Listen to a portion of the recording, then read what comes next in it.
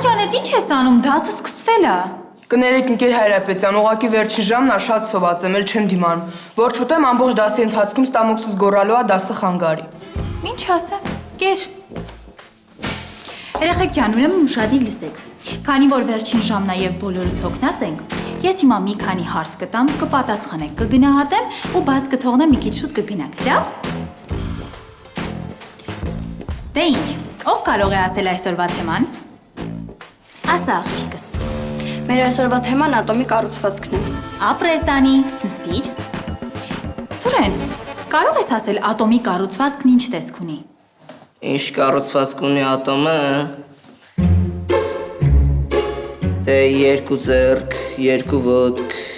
քիթ մի քիչ մեծոտ, սև մազեր։ Տղա, ես ինչ ես խոսում։ Ընկեր Հայրապետյան, դուք չարսեցիք ինչ կառուցվածք ունի մեր դասանի ատոմը։ Ես է պատասխանում եմ։ Սուրեն, ես այս ատոմի մասին չեմ խոսում։ Հա, բայց ընկեր Հայրապետյան, մեր դասանում ուրիշ ատոմ չկա, մենակ ինքն է։ Լռիր ու նստիր։ Merci ընկեր Հայրապետյան։ Դու անուղելի ես։